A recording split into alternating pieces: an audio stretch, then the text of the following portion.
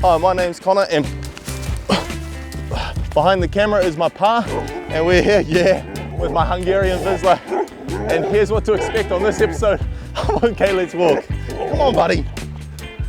We take my dog, Mr. Mouse, on his first ever tramp up to the most unique hut I've ever been to, where I find the world's smallest tube of toothpaste. However, on our journey through this otherwise awesome tramp, my pa is very disappointed with this plant.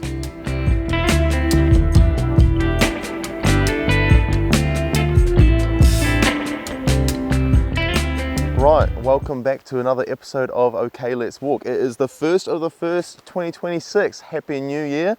And there's only one way to kick off the new year, and that's with an awesome tramp. So I'm with my dad, who's behind the camera, and I've also got our wonderful little Vizsla, Mr. Mouse, with us as well. So this is his first ever tramp, and we're going to see how well he can do. We've got a 2-hour tramp up to Blue Range Hut over here. It's all uphill, which I sort of told my dad it was an easy one. But yes, surprise, surprise, it is all uphill. But we'll see how Mr. Mouse goes, and yeah, we'll kick into it. Okay, let's walk. In my opinion, there is no better way to kick off the new year than by doing a tramp. And it had been a hot minute since me and my pa had gone tramping. Probably because I told him last tramp was going to be easy as well, and now he doesn't quite trust me. But with the addition of Mr. Mouse, it gave us all the more reason to head up into the hills yet again. So we've got this massive bit of windfall right here, this massive tree. Not too sure what flavour of tree this is, if you could let me know in the comments. It appears to be a few redwoods around, but again, we don't know exactly what it is.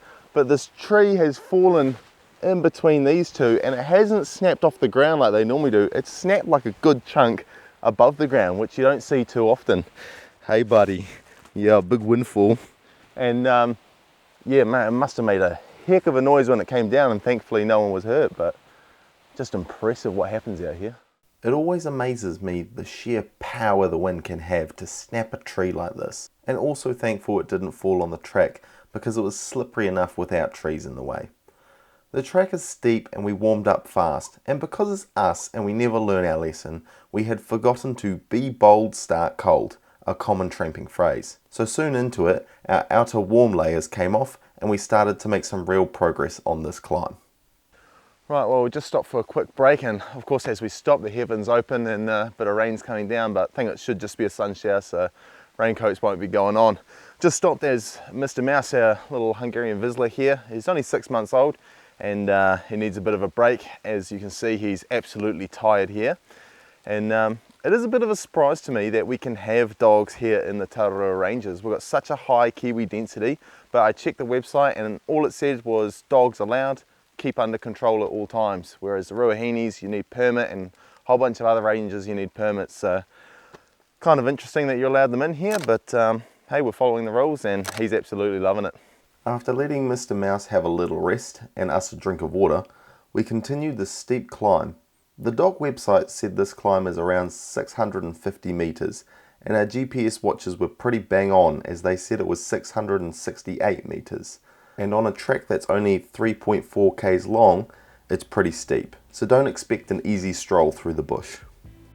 So this episode's tip of the trip is this piece of gear here, the tramping pole. Now, as you probably have noticed, I don't use these, but my pa uses them, my wife uses too. Mouse is taking a quick whiz right now, good boy.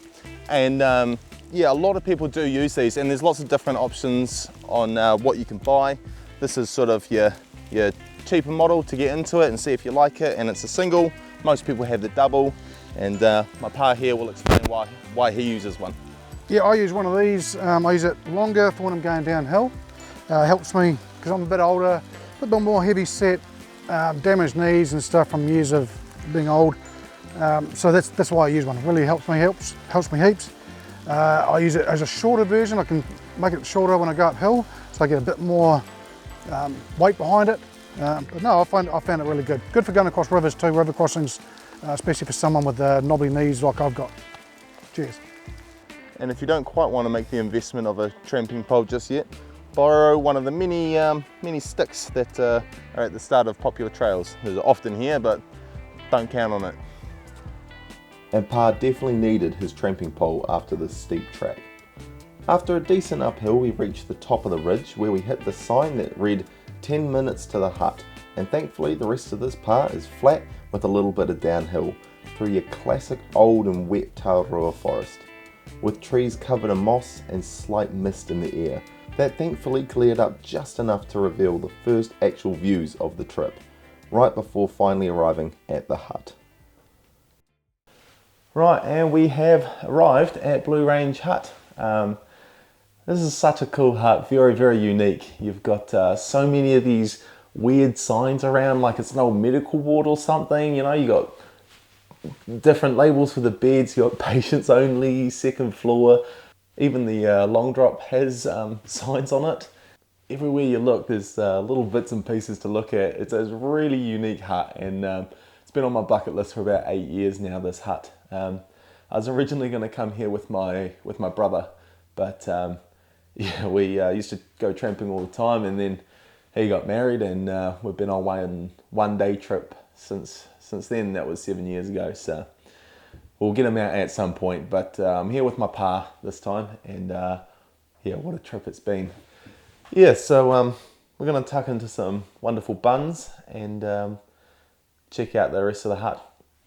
Blue Range Hut is placed on a little clearing that, even with the low cloud level we had, it still provides stunning views.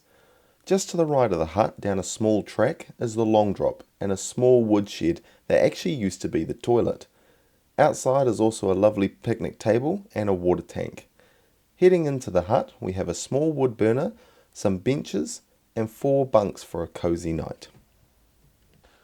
I've also just noticed there's one up there as well, but you got these little lights here.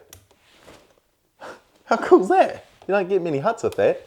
I mean, it's not super bright, but you know, if you forget your candles or no lighter or something, it'll give you enough to sort of look around the hut at night. We've also found the smallest tube of toothpaste I've ever seen in my life. Tastes so cool.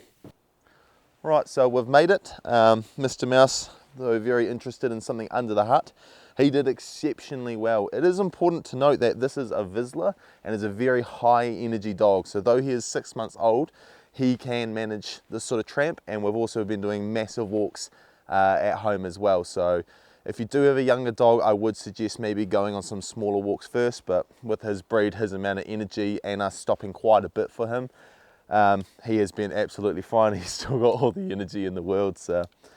But we've had a bit of a break now, and we're going to head down. So he should do awesome, and he will definitely be on more adventures. And another quick side note is, you probably noticed in a few clips, my dog does look very skinny.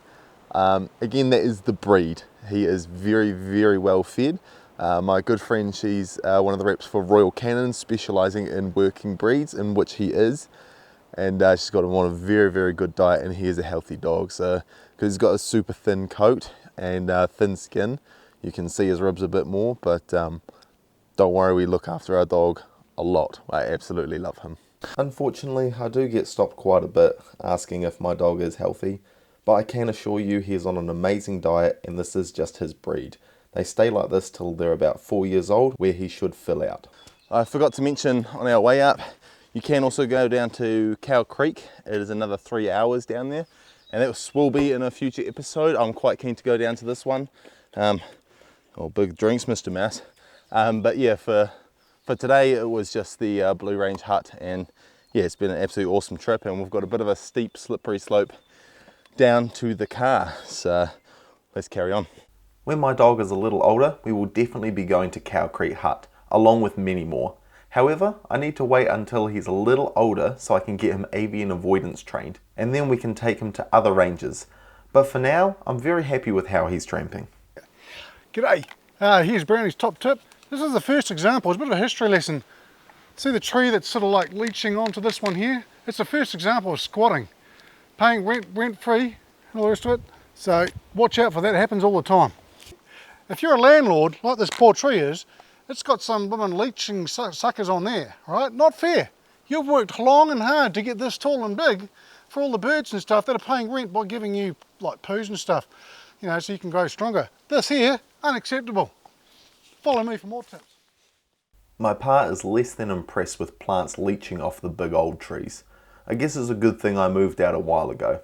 But jokes aside, we had a wonderful time and we would both highly recommend this tramp. And if you want to see another adventure, then click on this video here and subscribe so you don't miss the next one. Or leave a comment suggesting a tramp you would like to see, and I'll see you there.